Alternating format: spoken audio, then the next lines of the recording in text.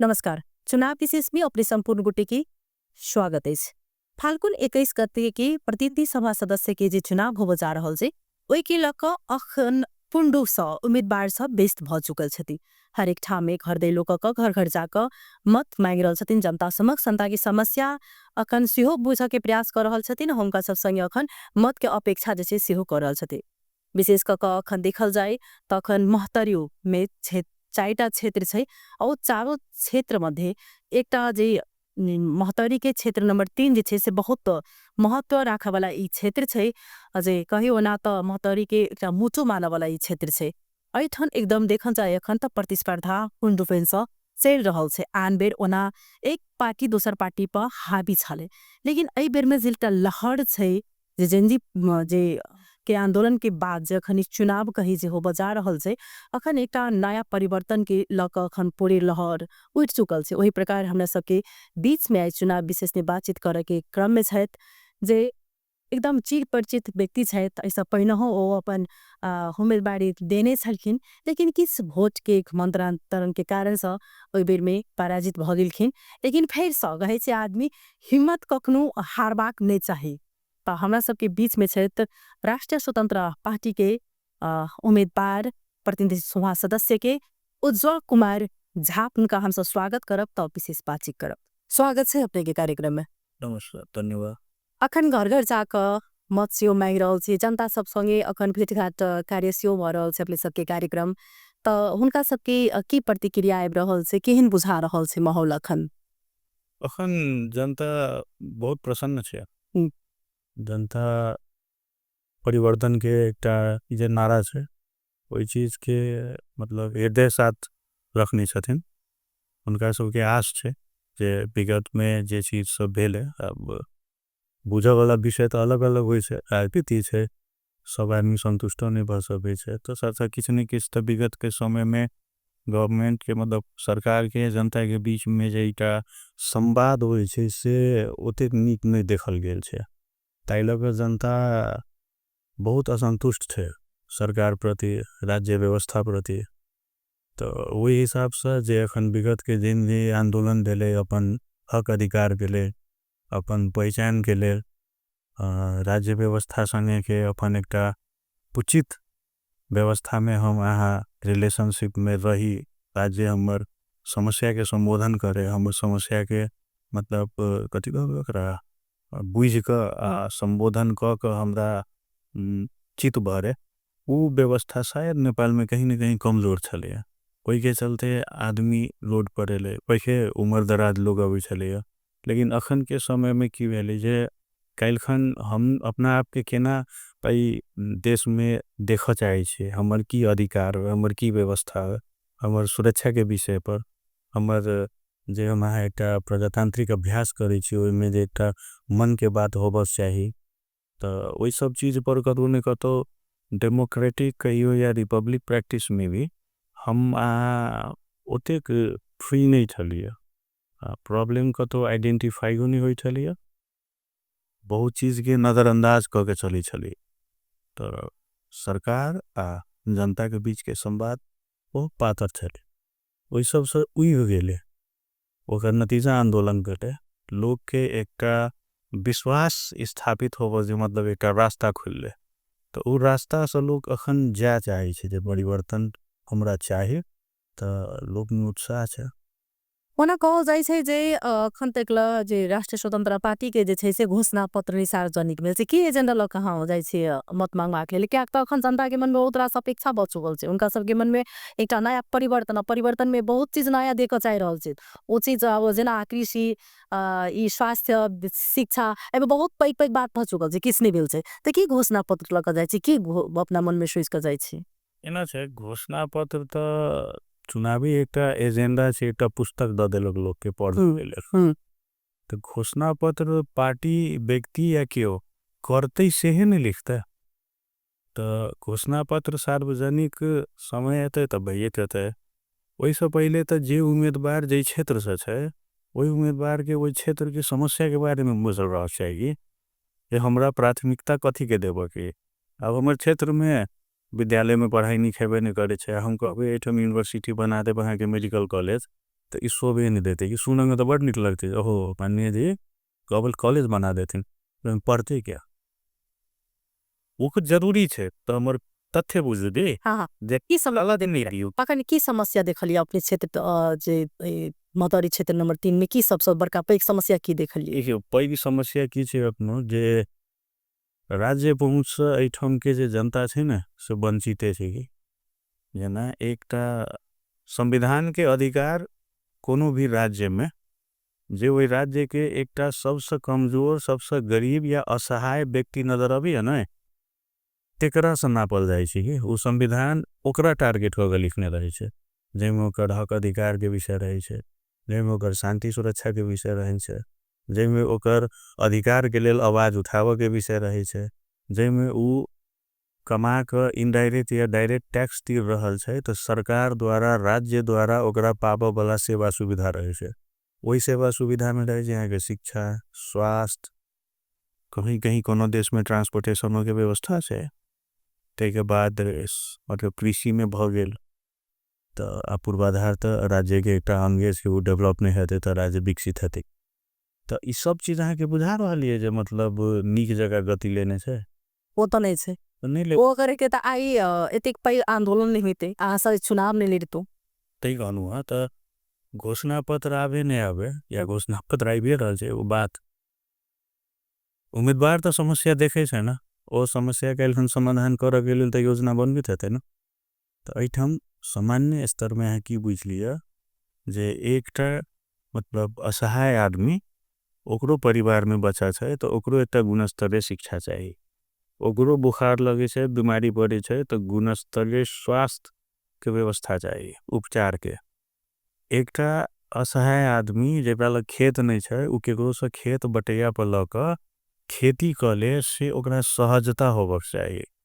एकटा असहाय आदमी अपना घर से निकले तो ओकरा घर से निकल काल में आ जते काज छै ओते काज क के घर फरक काल में ओकरा सुरक्षित महसूस होबक चाहिए ये सब चीज के अभाव से नहीं है जी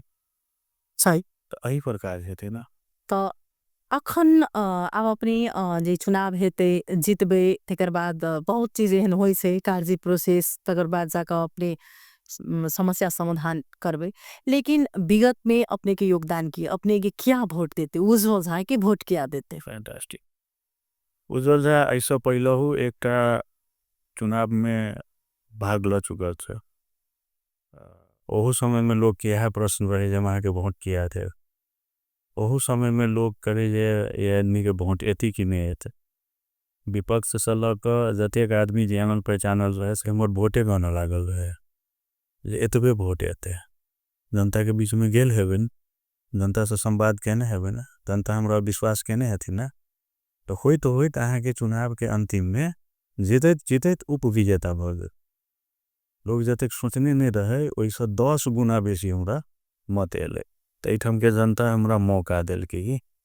यहाँ नेता भेनु अब नेता भ के काज करू तो हम अहाँ कहीं पता लगा ले हमर मोबाइल के लोकेशन ट्रैक करा ले 4 साल के हम पढ़ाइयो करी ना तो 3 महीना से बेसी हम नहीं रही हमरा उम्र के बहुत शौक घूमर के दर्शन बोआ के ना निक निक जगह जाके कहीं टाइम स्पेंड करेगा तो हम विगत के चुनाव के बाद से अपना क्षेत्र से काजे विशेष के लेल गेल हेबे काठमांडू तो भोर में गेल हेबे रात में चल आए या इंडिया कतौ गेल हेबे तो काज से गेल हेबे आ चल आए हेबे हम कतौ 2 से 3 दिन स्पेंड नहीं करने छै तो हम जनता के बीच में बैसल छी के हम जनता के बीच में गेल छी तब कहबे जहाँ कथी देलिए तो जखने हम पद पर नहीं छिए तो कमीशन ल के योजना लावे वाला बातें नहीं रहल वो क्लियर हिसाब किताब छै हमरा नेते नहीं बने के चाकरी उठावे वाला तो हमरा अपन जे क्षमता रहे जेना गांव समाज में बहुत माइन्यूट समस्या छै लोग के सामाजिक विवाद भ जाय छै तो ओइ में है के दूगो दलाल लागि जाय छै ओ जिला लगेल प्रहरी में प्रशासन में ओ मुद्दा के प्रक्रिया जाय छै लेकिन हम ही समाज के मर्म के बुझाय छै कि हम सब पही सब हुरकल छी तो हम बुझल छी जे ई समस्या बाहर तक नहीं जाय चाहिए तो ओहन समस्या के हम समाज में मिलावे के एकटा परिपाटी शुरुआत के लिए ब्रोकर जे रही नी बीच के पुलिस प्रशासन में ल जाकर खर्चा करा के 2 पैसा कमाए वाला ओहन के फिल्टराइज केने छी यहाँ पता लगा सके छी कत उज्जवल जी जेना अखन देखल जाइयो ना तो अन्य पार्टी अपने नै रोजले चाहे त स्वतन्त्र तो मतलब रूप से अपन उम्मीदवारी द सकी छली क्या तो अखन एकटा परिवर्तन के नारा लागल से नया फेस देख चाहि रहल से तो अपने जे राष्ट्रपा पार्टी के अपने यहाँ जिस विगत में स्वतंत्र के में लहर चलल से हम जीत जेबो ई कारण से लहर के ना छै जीतला तो हम ना जीतबे अहाँ बुझ लिया पार्टी जरूरी नहीं छै उम्मीदवार तो सब कहै छै जीत जेब एना छै ना उम्मीदवार सब कहै छै जीत जेबे लेकिन उम्मीदवार के ग्राउंडो बुझ पड़ै छै अहाँ अगर हमरा सब उम्मीदवार संगे तुलना कर देब तो शायद हमरा बारे में नहीं जानित हेबे तो एकटा कॉन्फिडेंस होइ छै कि एकटा आदमी के ग्राउंड वर्क रहे छै ओकरा पता रहे छै जे खेल किछो हेते उल्टो हम पारिए लेबे तो वो अलग विषय छै हम स्वतंत्र चुनाव लड़ल रहिए मत परिणाम अहूँ के बुझले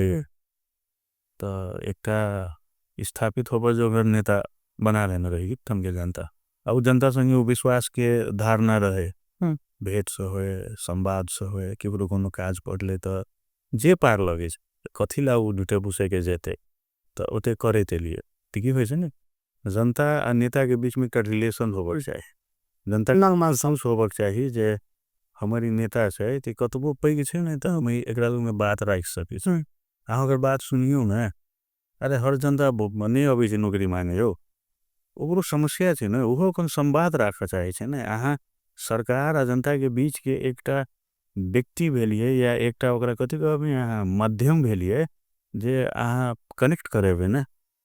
तो जनता संगे हम कनेक्ट भेल छिए चहल छिए बीच में इच्छा भेल जे कोनो न कोनो दल पार्टी राख पड़ते तो ओइ समय में एकटा पार्टी में जाए के माहौल बना के प्रयासो भेल रहे तो सब था दही दिन शुरुआत भेल रहे शायद वही दिन अंतिमो भ गेल ओकर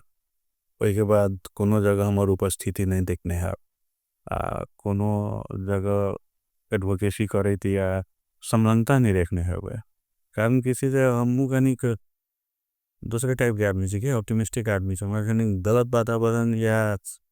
कोई छै ने एखन जरा मजना नहीं एहन चीज चर्चो होबैत रहे छै जेना अखनो छै जे एकदम जे मुंह पर जे फैक्ट अहाँ बाई दै छै ओइस आदमी के दुख लागे छै कि लक आलोचना आदमी क दै छै तो आ इसके केन रूप में अखन ल रहल छी विशेष कर क हिंदी में एक कहावत छै कि जुबान उनके मीठे जिनके खून रंगे दांत से बल्कि हमारे से कनी देर अहाँ दुखिए रहोगे लेकिन हम आगे झूठा आश्वासन दे के काइल खन गैर सुनने वाला काम नहीं करब अखन देखल जाए तो ओना जे अपने सब के पार्टी के जे उम्मीदवार सब छथिन तब विशेष घूमघाम नहीं कर रहल छथिन लेकिन अपने के देख रहल छी निरंतर अखन जनता समक्ष अपने जा रहल छी एकदम हम राष्ट्रपा के उम्मीदवार छी पूर्ण रूप से खुल के कह रहल छी और अपने सबके जे पार्टी सब छै विभिन्न ठाम उम्मीदवारी देने पुछना आदमी भ्रमित होइ छै कि उम्मीदवार मतलब वो तो कि छै जे अखन चुनाव नहीं बुझ रहल छै कि जनता सब अखनो जे ग्रामीण भेग में तू बुझ जे बालिल उम्मीदवार छै जखने जाते भ्रमित होइ छै अहाँ के भेने होए जे हमर वोट कट जात से बात के का कैसा तब है नहीं कि अपने से उम्मीदवार सबके देख रहल छी जे नहीं जाय छथिन वोट मांगा ओहि कारण से उनका जखन जाय छथिन वोट मांगबाक लेल त कहै छथिन जे अहाँ छी मतलब राष्ट्रीय स्वतंत्र पार्टी के उम्मीदवार लेकिन तो बालेन से उम्मीदवार ओहि कारण से सब वोट नहीं मांगा जाय रहल छथिन एना भ सके बहुत एहन क्षेत्र हेतै जत विशुद्ध नया नया आदमी हेथिन चैला हम ही नहीं कहै छी जे उ नेता नहीं छथि शायद उनका राजनीति में इंटरेस्ट हेतै राष्ट्रपा आइडेंटिफाई केने हेथिन जे ये आदमी ग्राउंड पर नहीं होए तो पर ये आदमी अगर मेहनत करे तो जीत के आवे तो हाउस में हमरा एहन आदमी चाही तो राजनीति में की होय छै जे वोट में आ जेबे ना तो जनता है के चिन्हलो रहक चाही सीधे जान चल जेबे तो हाल समाचार पूछल अभी छै कतै एलिए उ थोड़ी बुझा दे हाँ वोट मांगे एलिए सही गेला परिचय जरूरी रहे छै जेना अपने के बुझा रहले जे जै प्रकार से अखन के जे अवस्था देखल गेल छै ओना अवस्था में लागि रहल छी कि वास्तव में जे परिवर्तन के नारा छै परिवर्तन हेबेटा करते आई परिवर्तन में नया युवा सब निकलियो सकै छै लेकिन बुझाइल से अखनो जे राजनीतिक में नया युवा के ठाउँ देल जाय छै नया के देख चाहि रहल छै जनता सब मैं जनते पर ई चीज छै कि देखियो जनता देख आई बेर केना बुझ रहल छै जनता देख चाहि रहल छथिन जनता संगे समस्या की छै जे हमरा के सोसाइटी अपनो जे छै ना से डिपेंडेबल सोसाइटी छी विश्वास नहीं करे छै कि की छै नया विश्वास हेबो करे छै ना तो उ अपना बस में नहीं छै कि कोनो अहाँ त मैले एहिठाम के छै न बाहर के लोग त नहीं छे अहाँ रैंडमली अखन मधेसी में कहीं जाओ एगो सामान्य व्यक्ति से पूछबे जे घंटी कथी कहै छै वोट कथी में देबो तो बात घंटी में लेकिन ई वोट अंतिम दिन तक घंटिए में पड़ते न से गारंटी बड़ा कठिन छै ये चीज अपना बुझ रहल छी उ चीज कैंडिडेट नहीं चाहिए कि बात बुझ गेलिए जी तो अखन जे सबसे विशेष ये महतरी में जे घर देलो अपने कर रहल छे की सबसे बड़का जे अखन जेन्युइन समस्या की देखलिए देखियो जेन्युइन समस्या सामान्य छै कि आदमी गुणस्तरीय शिक्षा नहीं प्राप्त कर रहल छै एक नंबर ई सबसे बड़का समस्या छै जे समय जखने अशिक्षित हेते न या शिक्षित होबे के नाटक करते जना शिक्षा के नाम पर विभिन्न जगह जा जा कर पढ़ते लेकिन उस शिक्षा खाली कख गग पढ़ लेला से नहीं भेजू साक्षर बोली कि शिक्षित होबे के लेल अहाँ में डिसिप्लिन चाहे लीनियंसी चाहे ने बुझा के क्षमता चाहे शब्द के आकार देवे के क्षमता चाहे तो अखन की भर रहल छी न साक्षर बना रहल छी लोग शिक्षित नहीं बना रहल ताई दिन स्कूल में शिक्षित होइए पहले देखने हुए काते क्लास पढ़ल छथिन बड़ शिक्षित लोग छथिन अखन पीएचडी पढ़ल छथिन बस छोड़ भ सकी जना कते लाग रहल अपने के जीत सुनिश्चित है बेटा करते सी जितबे करबे तो सुनिश्चित कथी जितबे कर पूर्ण में जीत पे और जीत का की करबे अपने सबसे जब नहीं करबे के कौन काज करबे सबसे प्राथमिकता में देवे से वो कौन काज तो प्राथमिकता में देवे पहले अहाँ के स्कूल घुमा देवे अपने गेंटी लॉसपी नहीं ठीक से पहले स्कूल घुमा दे हां मैंने विद्यालय से ओकर अवस्था देखो जाई चलिए पहले उत लोग सब कही चलिए जे विपक्ष के राजनीति करे है तो विरोध करे लगा सुनने से तो बैक पड़ गेलिए स्कूल देखा दे स्कूल में सुनली व्यवस्थापन समिति होई छे की से तो होई छे टिफिन में गाना दुना के समोसा खुआबे छे तम तो बुझबे न जे समोसा खाए वाला विद्यार्थी पढ़ाई कते छे सही ना वो देखो तो जाए तो सबसे पहले का प्राथमिकता अपने के शिक्षा से जैसे से शुरुआती हेते करे पड़ते तेकर बाद ओई के बाद की करबे एक बाद स्वास्थ्य चौकी आज जिला अस्पताल ते छेबे करन ओठम जाय पड़ते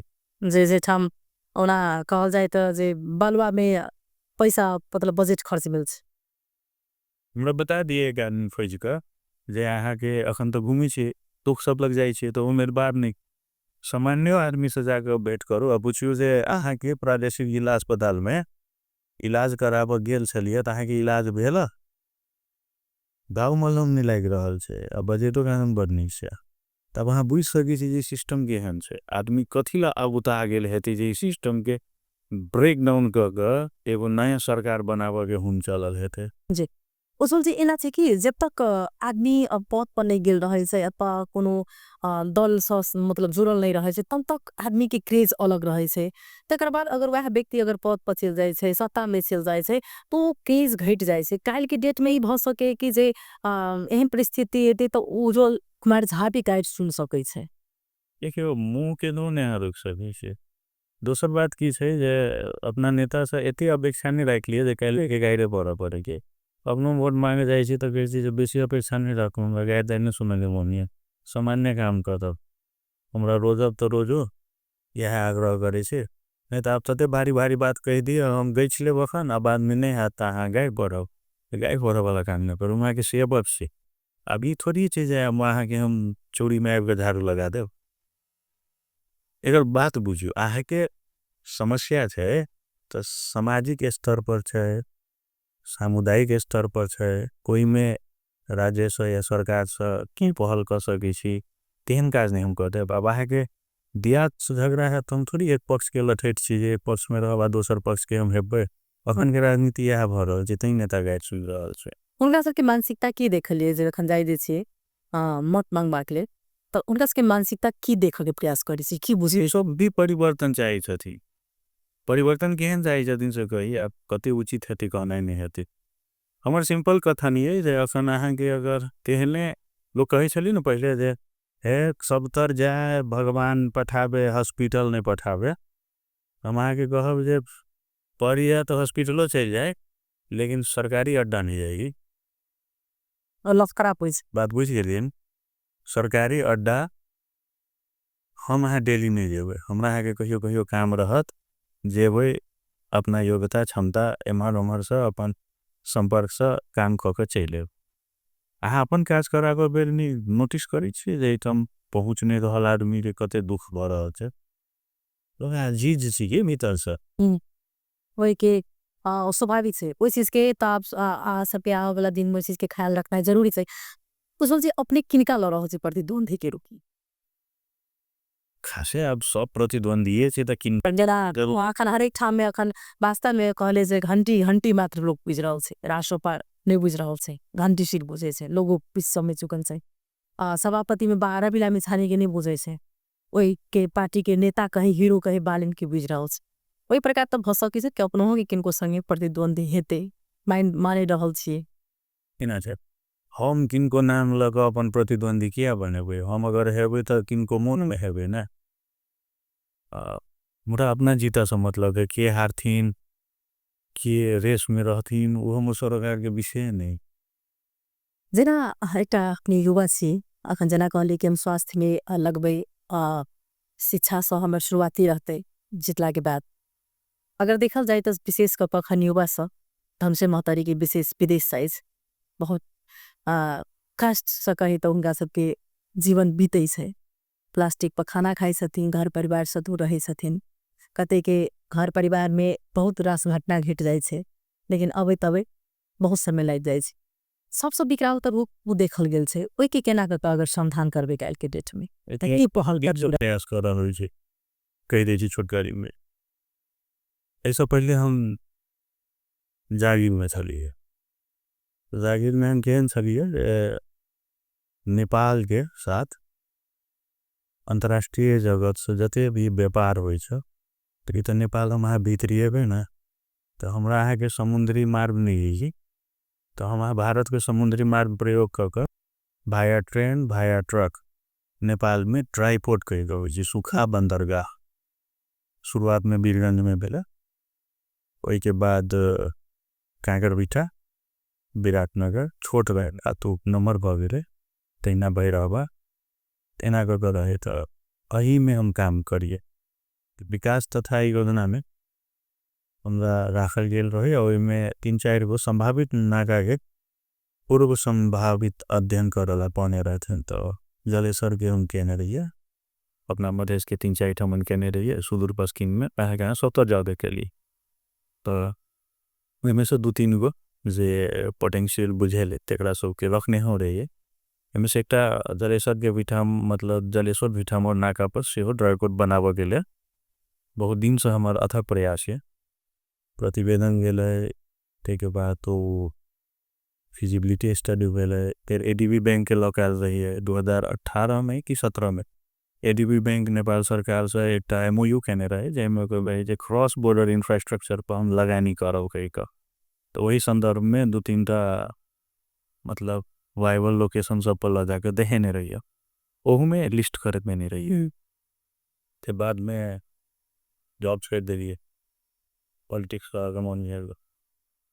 पूरे कहीं नशा चढ़ गेले पॉलिटिक्स के नशा नहीं चढ़ रहे हम सब जनन सब दिन एहने से लोग के नशा चढ़बो पड़े छे, हम सब नशे में रहे छी। समाज के प्रति पूर्ण रूप से समर्पित कही त राजनीति कोनो नशा नहीं छे, अगर एकरा नशा कहबे न तो हमरा बुझाइए जे हमरा जन्म से नशा है कि अगर नशा के नाम देबे तो राजनीति विशुद्ध सेवा के भावना छे कि आहा के दोसर के मुंह पर हंसी देख के कते इच्छा है तहने राजनीति करू कि न दोना पॉसिबल नहीं सबके लिए कमाए के लेल तो व्यापार छे, किराना दुकान खोल नहीं लिए बड़ कमाई हो छी,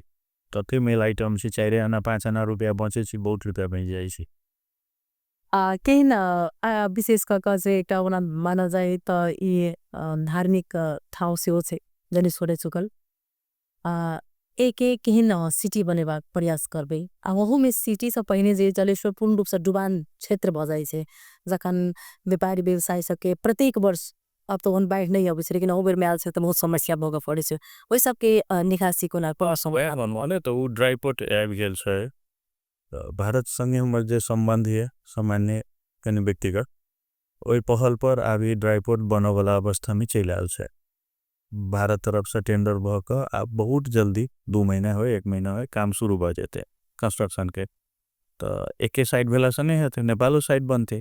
तो आबो वाला 2 साल 3 साल में एठन ड्राई पोर्ट बन जेते अब अहूँ के बुझली जे ड्राई पोर्ट बन जेते तो व्यापार हेते अखन एहि नाका से बायलैटरल ट्रेड भ रहल छै मतलब भारत नेपाल सने आब एठम हेते ट्राइलैटरल के through out the country rest of the world सब तरह सब व्यापार कारोबार हेते तो कारोबार जे हेते ना तो जलेसर से ल क ढलकेबर तक के ले हाईवे के अहाँ देखबै ना अपनो बहुत कम सेटलमेंट छै कि गांव सब जे छै ने से हाईवे तो भीतर छै ने हाईवे काप में नहीं छै बहुत जगह कनी छै ओई हाईवे से कनी हल्का भीतर जेबै तो नदी अहाँ के गेल छै बुझलियै ओई नदी के दू तरफी छै ने से अहाँ के जमीन बंजर भ गेल छै ओई जमीन पर बड़का बड़का घास मात्रे होई छै ओई जमीन सब में अहाँ के मैपिंग करा क एकटा योजना मतलब जी लावा चाहे छी हम रीजन ये हमर एठम ड्राई पोर्ट जलेसर से ल क ढलकेबर तक में अहाँ के इंडस्ट्रियल कॉरिडोर बनावे की छै ई आई के काल नहीं भ जेते ई बड फास्ट हम करबै बड लेर झगड़ क तो यही करे में 5-10 साल तो लगते 10 साल कम से कम एहि में की हेतै जखने ई अहाँ के ड्राई पोर्ट भेले ई ट्रेड जोन भ गेले तो हमरा अहाँ के कथी से दिक्कत हैत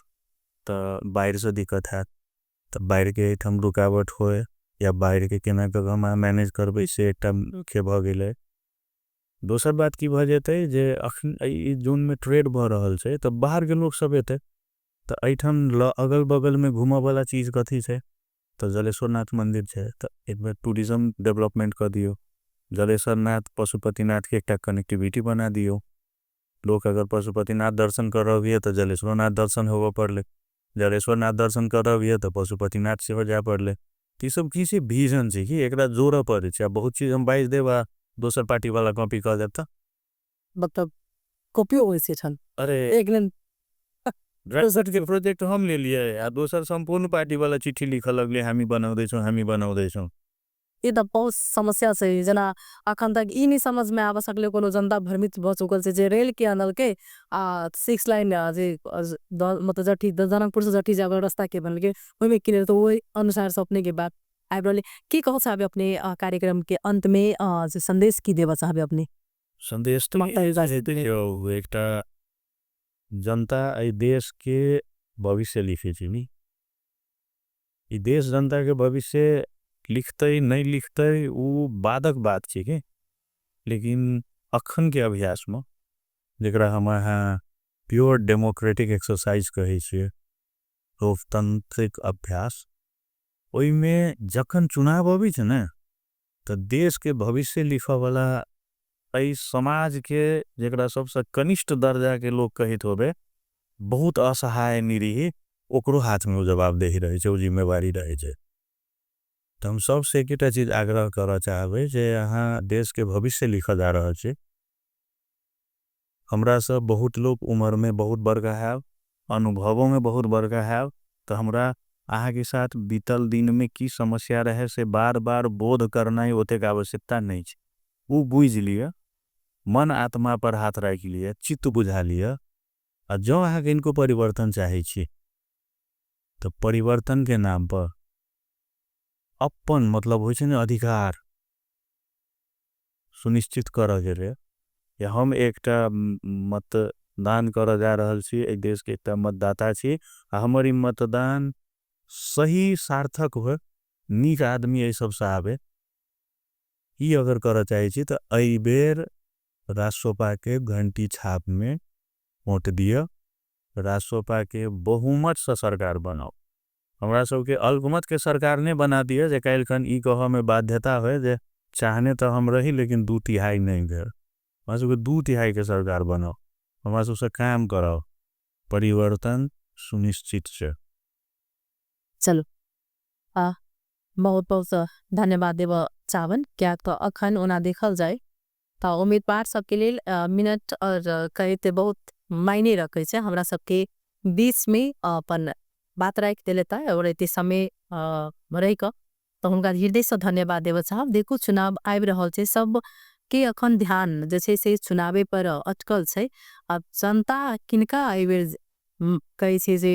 लाबै छथिन निर्वाचित कऽ कऽ, ओ तऽ जनता के हाथ में छनि। तखन के लेल विदा लेब, फिर से हम सब दोसर क्षेत्र के उम्मीदवार संगे बातचीत करब और ओकर बाद से नमस्कार।